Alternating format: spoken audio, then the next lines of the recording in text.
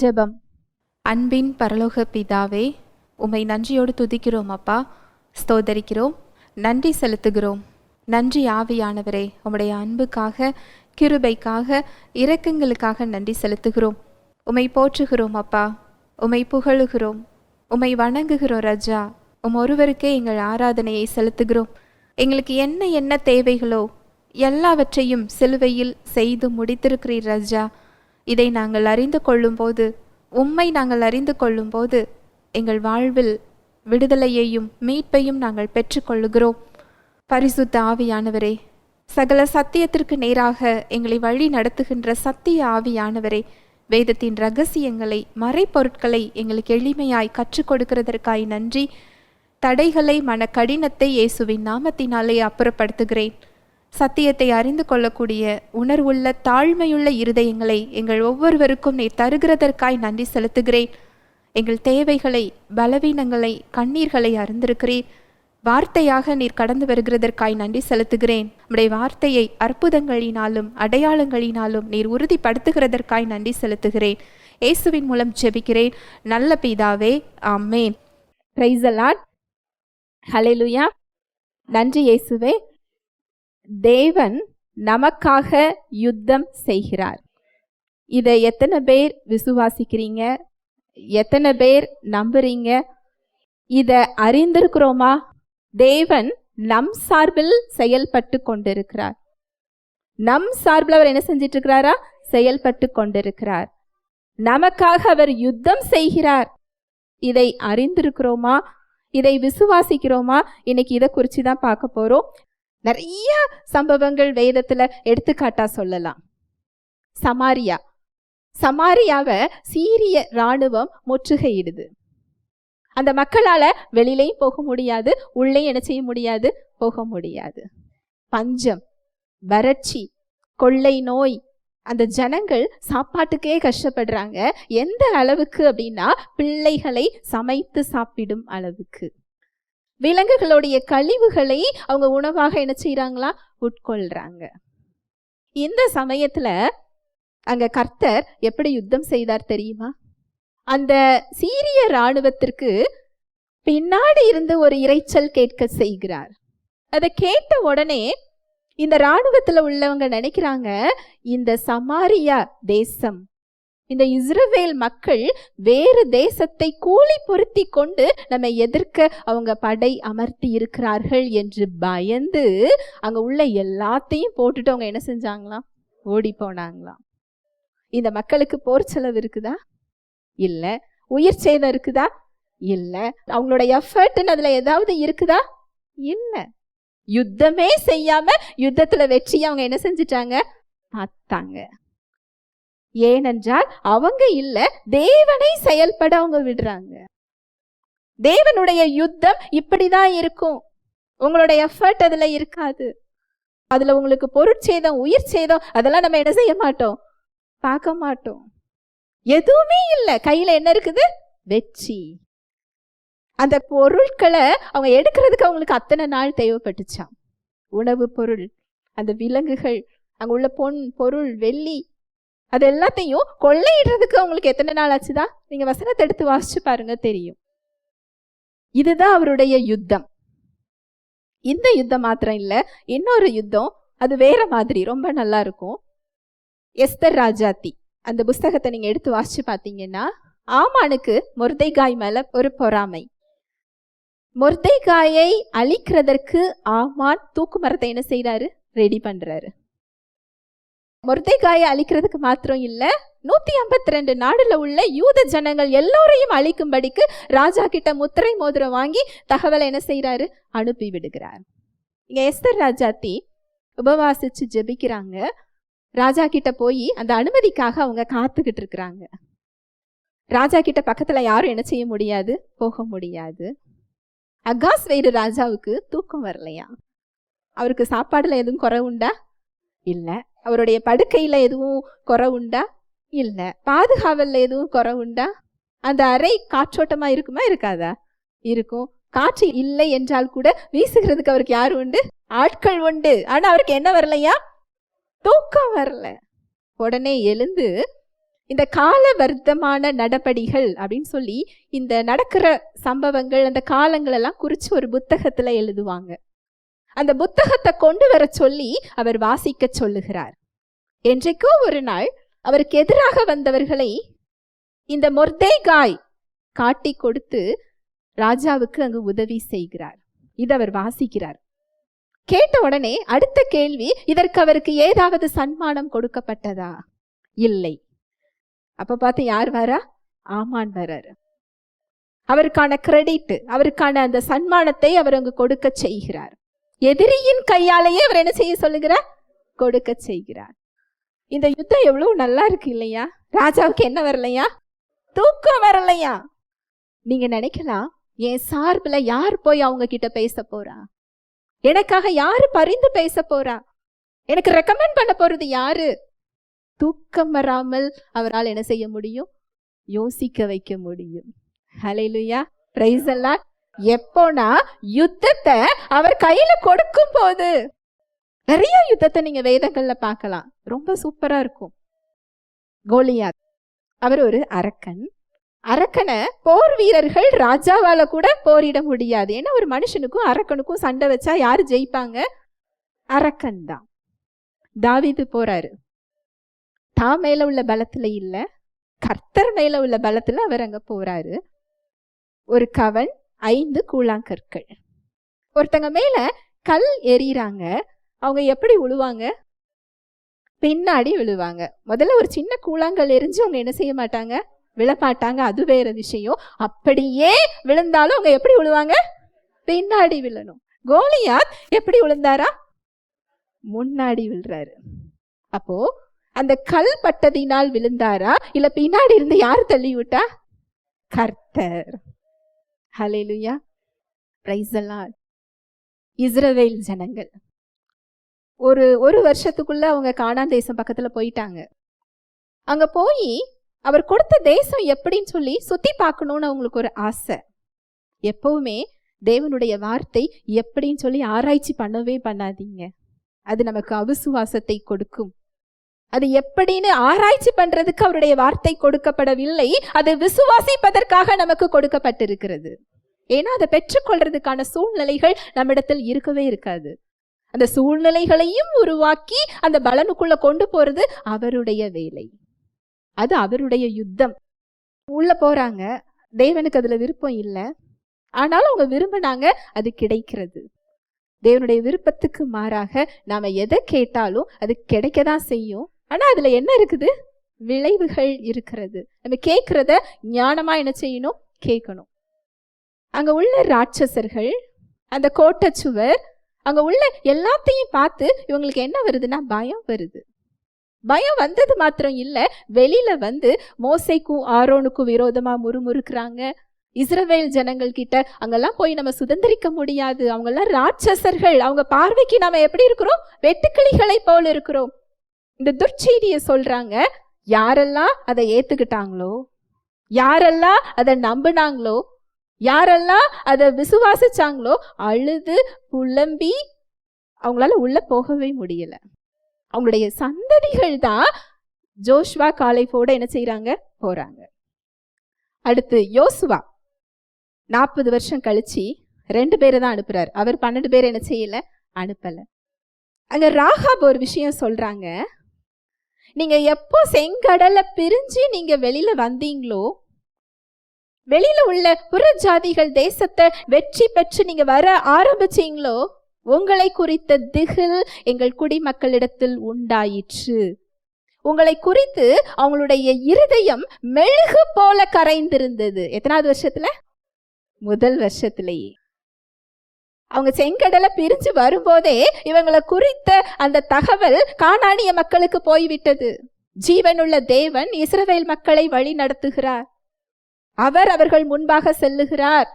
அவர் ஜாதிகளை துரத்தி விடுகிறார். அவர்கள் சார்பில் அவர் யுத்தம் செய்து கொண்டிருக்கிறார். இந்த செய்திய அவங்க வெளியில வரும்போதே கானான் தேசம் என்ன செஞ்சுட்டு? கேள்விப்பட்டுட்டு. இந்த 12 பேர் வேவு பார்க்க போனாங்க இல்லையா? இவங்க ராட்சசரை பார்த்து பயந்துருக்கிறாங்க. ஆனா உண்மையிலே ராட்சசர்கள் இவர்களை பார்த்து உருகி போயிருந்தார்கள். அவருடைய யுத்தம் எப்படி இருக்குது பாருங்களேன். ஆவிக்குரிய உலகில் அவர் செயல்பட்டு கொண்டிருக்கிறார். உங்களுடைய கண்களுக்கு அது புலப்படாது. அவருடைய வார்த்தை நாம் விசுவாசிப்பதற்காக கொடுக்கப்பட்டிருக்கிறது. நீ கண்டு என்ன விசுவாசிக்கிற, காணாமல் விசுவாசிக்கிறவன் பாக்கியவான். அவருடைய வார்த்தை சொல்லுது. ஹல்லேலூயா, பிரைஸ் தி லார்ட். இன்னும் நிறைய சம்பவங்களை சொல்லிக்கிட்டே போகலாம். கர்த்தர் யுத்தத்தில் வல்லவர். இந்த யுத்தத்தில் வல்ல கர்த்தர் நம் சார்பில் நின்று கொண்டிருக்கிறார். இதுதான் சுவிசேஷம், இதுதான் சத்தியம். ஒவ்வொருத்தர் சார்பிலையும் அவர் என்ன செஞ்சிட்டு இருக்கிறாரா? நின்று கொண்டிருக்கிறார். பராக்கிரமசாலியாய், யுத்த வீரனை போல வைராகியம் உண்டு, கர்ஜித்து கொண்டு மகிமை பொருந்திய பட்டயமாகவும் கேடகமாகவும் அவர் நம் சார்பில் என்ன செஞ்சிட்டு இருக்கிறாரா? நின்று கொண்டிருக்கிறார். எதன் அடிப்படையில? வாசிக்கலாம். யாத்ராகமம் 24:8. அப்பொழுது மோசே இரத்தத்தை எடுத்து ஜனங்களின் மேல் தெளித்து, இந்த வார்த்தைகள் யாவையும் குறித்து கர்த்தர் உங்களோடே பண்ணின உடன்படிக்கையின் இரத்தம் இதுவே என்றான். அப்பொழுது மோசே இரத்தத்தை எடுத்து ஜனங்களின் மேல் தெளித்து, இந்த வார்த்தைகள் யாவையும் குறித்து கர்த்தர் உங்களோடே பண்ணின உடன்படிக்கையின் இரத்தம் இதுவே என்றார். பஸ்கா பண்டிகை கொண்டாடுவாங்க. அதோட அர்த்தம் என்ன அப்படின்னா, எகிப்திலிருந்து அவங்க அடிமைத்தனத்திலிருந்து மீட்கப்பட்டதை ஞாபகப்படுத்திக் கொள்வதற்காக அந்த ரத்தம் பூசப்பட்ட நிலை கதவுகளுக்குள்ள சங்காரதூதன் என்ன செய்ய மாட்டாரா? போக மாட்டார். அங்க அந்த நிலை கதவுக்குள்ள இருந்தவங்களுக்கு ஒரு பாதுகாப்பு. அந்த உடன்படிக்கையோட அர்த்தம் என்னன்னா, நான் உங்களை பாதுகாத்து கொள்ளுகிறேன். அது தேவனுடைய பங்கு, மக்களுடைய பங்கு. நீர் சொல்லுகிறபடி நாங்கள் கேட்போம். இதுதான் பழைய உடன்படிக்கை. லேவியராகமம் 26:7-8.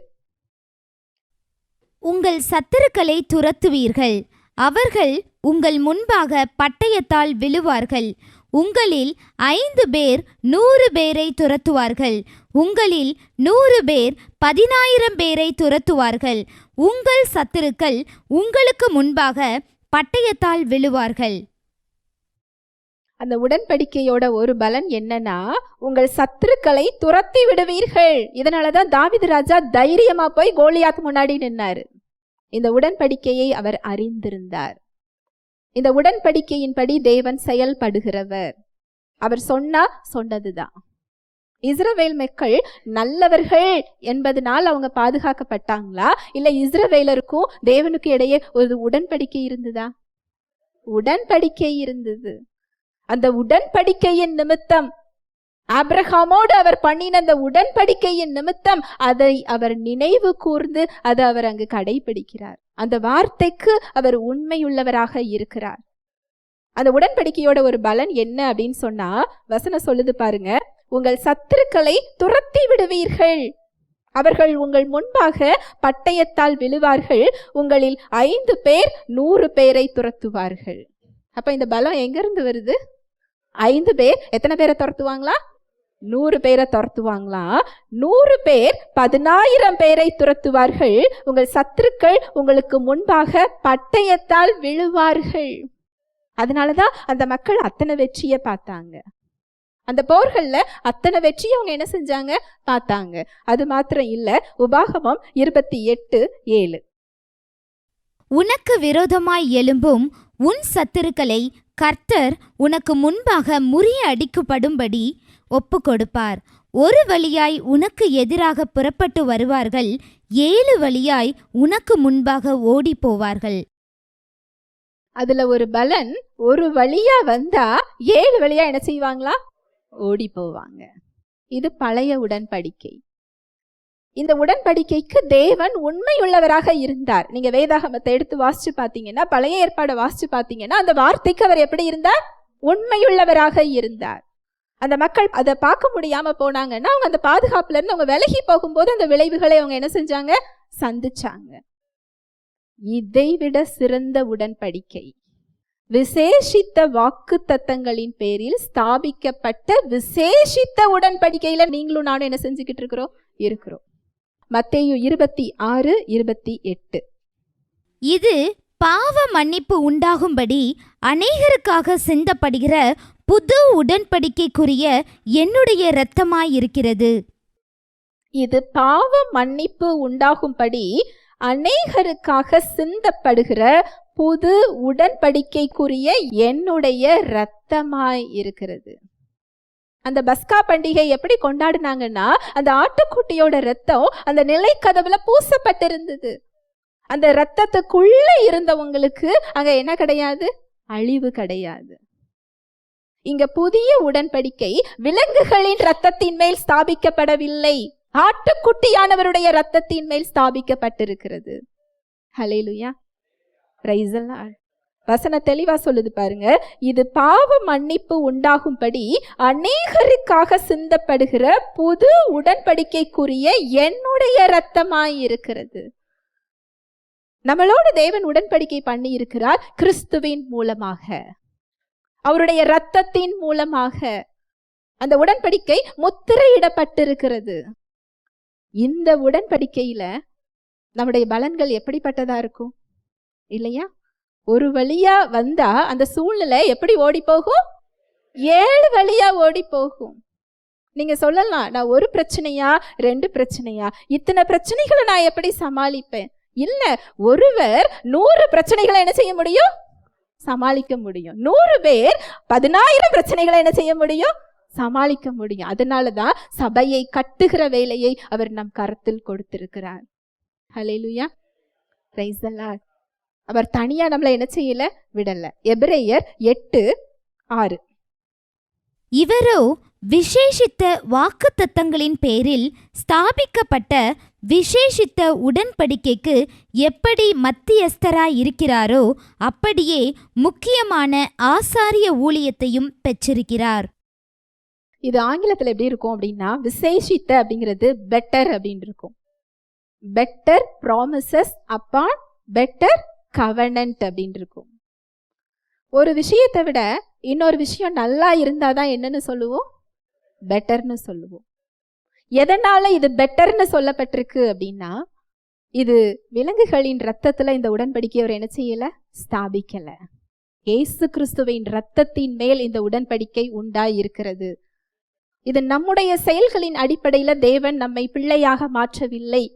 இயேசு கிறிஸ்துவின் ரத்தம் நம்மை பாவங்களற கழுவி நீதிமானாக்கி ராஜ குடும்பத்தில் நம்மை மறுபடியும் பிறக்க வைத்திருக்கிறது. அதனால இது விசேஷித்த உடன்படிக்கை. பழைய உடன்படிக்கையை விட இது எப்படிப்பட்ட உடன்படிக்கையா? விசேஷித்த உடன்படிக்கை, விசேஷித்த வாக்குத்தத்தம். இவ்வளவு நேரம் நம்ம பார்த்தோம் இல்லையா? பழைய ஏற்பாட்டு தேவ மனிதர்கள் அவங்க பெற்ற அற்புதங்களும் அடையாளங்களும், அவங்க வாழ்க்கையில தேவன் செய்த செயல்களும், கர்த்தர் செய்த யுத்தங்களையும் நம்ம பார்த்தோம் இல்லையா? அதை விட சிறந்த உடன்படிக்கையில் நீங்களும் நானும் நின்று கொண்டிருக்கிறோம். அப்போ எத்தனை யுத்தங்கள்ல நம்ம ஜெயிக்கிறத பார்க்க முடியும்? அதை விட சிறப்பான வெற்றியை நம்மளால என்ன செய்ய முடியும்? பார்க்க முடியும். தனிப்பட்ட வாழ்வில் பார்க்க முடியும், சபையில் பார்க்க முடியும், சமுதாயத்தில் பார்க்க முடியும். அவர்கள் பார்த்தார்கள் என்றால் அதை விட சிறந்த முறையில நாம் என்ன செய்ய முடியும்? பார்க்க முடியும். எபிரேயர் 8:10-12. அந்த நாட்களுக்கு பின்பு நான் இஸ்ரவேல் குடும்பத்தாரோடே பண்ணும் உடன்படிக்கையாவது, என்னுடைய பிரமாணங்களை அவர்களுடைய மனதிலே வைத்து அவர்களுடைய இருதயங்களில் அவைகளை எழுதுவேன்.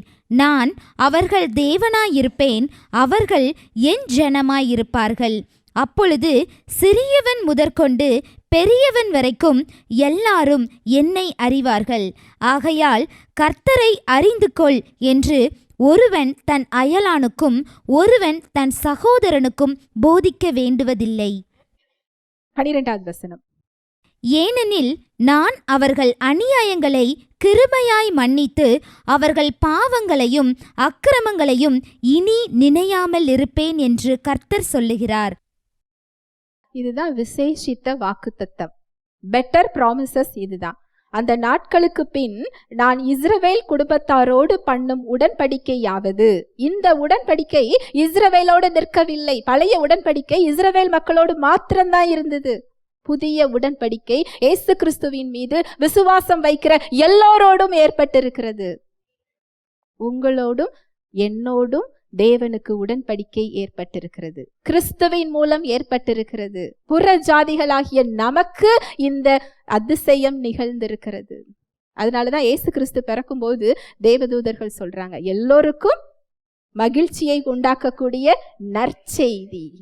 ஏன்னா நம்ம மீட்கப்பட போகிறோம் என்கின்ற செய்தி. இதுக்கு நம்ம எந்த விதத்திலையும் பாத்திரவான் இல்லை.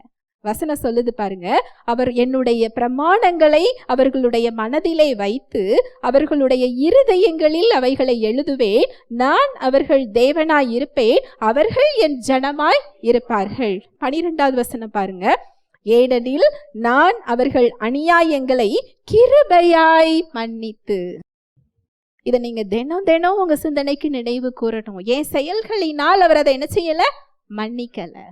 கிருபையாய் அவர் மன்னித்திருக்கிறார். கிருபையாய் மன்னித்து அவர்கள் பாவங்களையும் அக்கிரமங்களையும் இனி நினையாமல் இருப்பேன். இது சொன்ன உடனே அப்ப நான் என்னனாலும் செய்யலான்னு ஒரு கூட்டம், இல்ல இத இப்படி செய்யக்கூடாது அது எப்படின்னு சொல்றதுக்கு ஒரு கூட்டம். அது மேல உள்ள வார்த்தை யாருக்கும் தெரியறது இல்ல. கிருபையாய் மன்னித்திருக்கிறார். இந்த கிருபை ஒழுங்காக புரிந்தால் பாவம் செய்ய நம்ம போக மாட்டோம். எப்பேற்பட்ட இடத்திலிருந்து எனக்கு மன்னிப்பு கிடைத்திருக்கிறது என்ற அன்பு பாவத்திலிருந்து நம்மை மீட்டு கொண்டு வந்துவிடும். ஹல்லேலூயா, பிரைஸ் தி லார்ட். அந்த வசனத்தை மறுபடி வாசிக்கலாம். 12. ஏனெனில் நான் அவர்கள் அநியாயங்களை கிருபையாய் மன்னித்து அவர்கள் பாவங்களையும் அக்கிரமங்களையும் இனி நினையாமல் இருப்பேன் என்று கர்த்தர் சொல்லுகிறார். அவர்கள் அநியாயங்களை கிருபையாய் மன்னித்து அவர்கள் பாவங்களையும் அக்கிரமங்களையும் இனி நினையாமல் இருப்பேன். அதனாலதான் தேவன் நம் சார்பில் நின்று கொண்டிருக்கிறார். நம்ம அக்கிரமங்களையும் பாவங்களையும் அவர் என்ன செய்யறதில்ல? நினைவு கூறுகிறதில்லை. இயேசு கிறிஸ்துவின் இரத்தம் நம்மை பாவங்களற கழுவி இருக்கிறது, தேவனுடைய பிள்ளையாய் மாற்றி இருக்கிறது. அந்த அக்கிரமங்களை தேவன் நினைவு கூறுவது இல்லை. அந்த உடன்படிக்கையின் அடிப்படையில் தேவன் நம் சார்பில் நின்று கொண்டிருக்கிறார். அதனாலதான் வசனம் சொல்லுது, கிறிஸ்து இயேசுவுக்குள் நாம் முற்றிலும் ஜெயம் கொள்ளுகிறவர்களாய் இருக்கிறோமே. தேவனால் பிறப்பதெல்லாம் உலகத்தை ஜெயிக்கும். நம்முடைய விசுவாசமே உலகத்தை ஜெயிக்கின்ற ஜெயம். எல்லாவற்றிலையும் இயேசு கிறிஸ்துவின் மூலம் நமக்கு ஜெயம் கொடுக்கிற தேவனுக்கு ஸ்தோத்திரம். ஏன் சொன்னா இந்த அடிப்படையில தான் தேவன் நம் சார்பில் நின்று கொண்டிருக்கிறார். யுத்தத்தில் வல்லவர், யுத்தத்தில் பராக்கிரமம் உள்ளவர், யுத்த வீரனை போல கர்ஜிக்கிறவர், மகிமை பொருந்திய பட்டயமும் கேடகமுமாக அவர் நம்ம சார்பில் அவர் நின்று கொண்டிருக்கிறார். இதுக்கு நம்முடைய பங்கு என்ன அப்படின்னு சொன்னா, அவருடைய வார்த்தைகளை விசுவாசித்து ஏற்றுக்கொள்வது.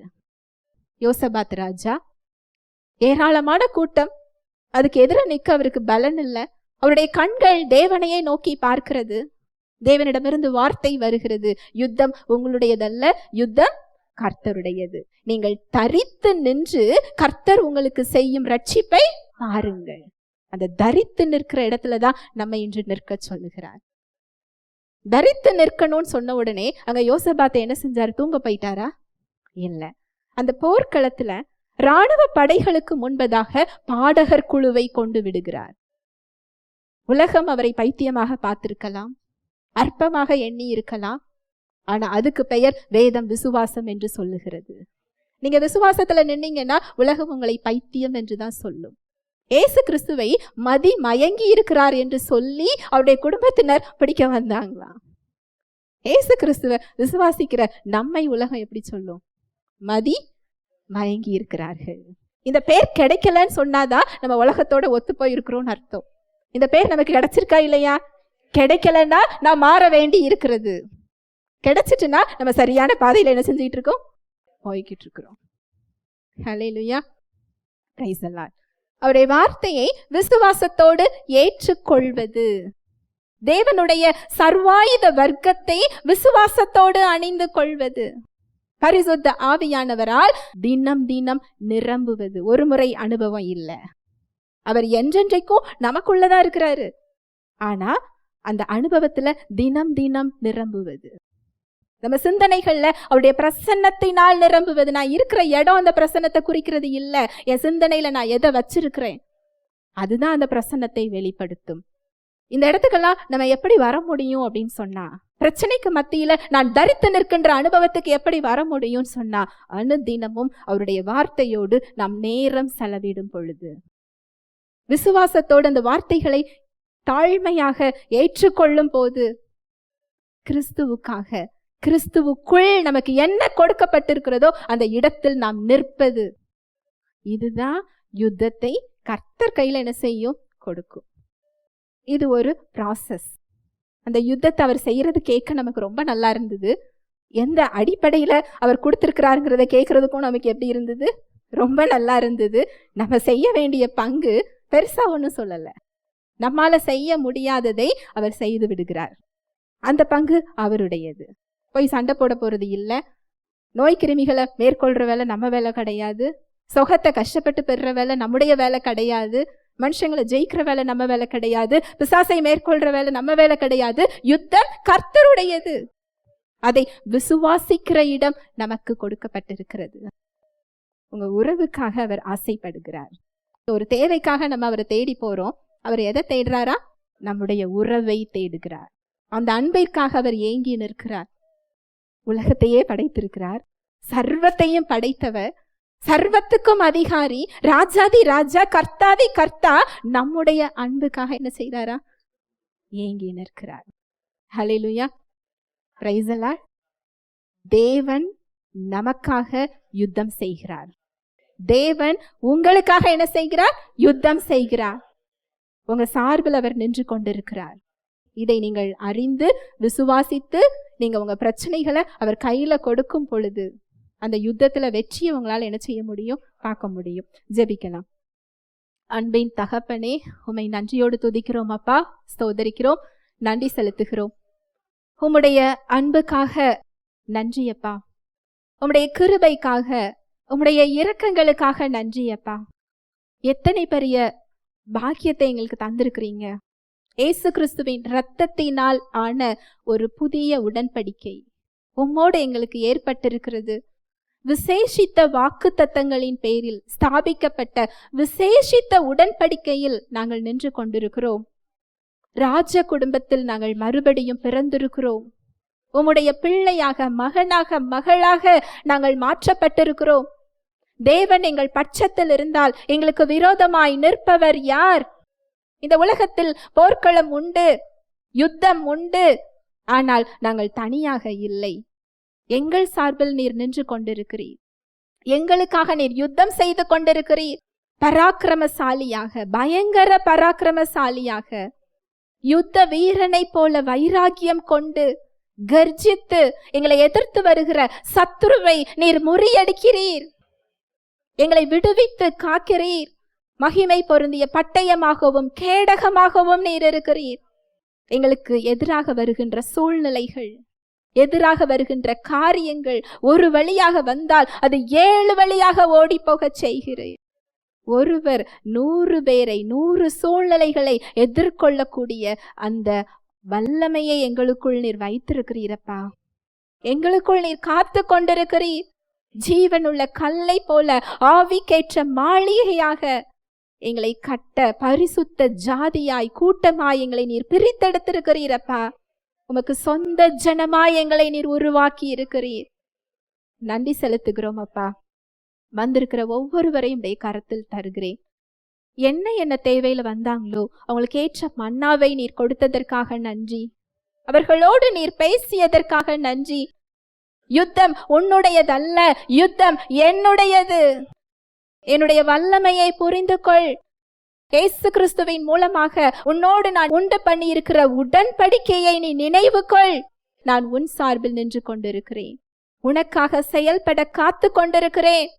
நீ சோர்ந்து போகாதே, தரித்து நின்று இன்றைக்கு நான் செய்யும் ரட்சிப்பை நீ பார். எங்களுக்கு வார்த்தையை கொடுத்திருக்கிறீரப்பா. அதிக நிச்சயமான உறுதியுள்ள உடைய வார்த்தை எங்களுக்கு கொடுக்கப்பட்டிருக்கிறது. நன்றி செலுத்துகிறோம். ஒவ்வொருவர் வாழ்க்கையிலையும் என்ன தடைகளோடு இருக்கிறாங்களோ எல்லா தடைகள், பாவக்கட்டுகள், சாபக்கட்டுகள் நோயின் கட்டுகள் எல்லாவற்றையும் இயேசுவின் நாமத்தினாலே அப்புறப்படுத்துகிறேன்.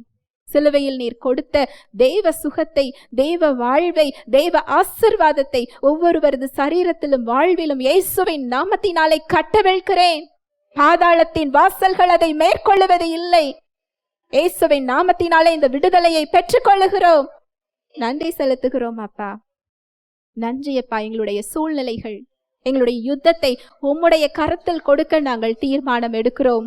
உம்முடைய பாதத்தில் அமர்ந்து உம்மை தியானிக்க, சத்தியத்தை அறிந்து கொள்ள, அதை விசுவாசித்து ஏற்றுக்கொள்ள நாங்கள் தீர்மானம் எடுக்கிறோம். ஒவ்வொருவரையும் உடைய கரத்தில் தருகிறேன். வாழ்நாள் எல்லாம் நன்மையும் கிருபையும் அவர்களை பின்தொடரட்டும். செய்வதெல்லாம் நீர் வாய்க்க செய்கிறதற்காய் நன்றியப்பா. இயேசுவின் நாமத்தினாலே ஆசீர்வதிக்கிறேன். இயேசுவின் மூலம் ஜெபிக்கிறேன் நல்ல பிதாவே, ஆமேன்.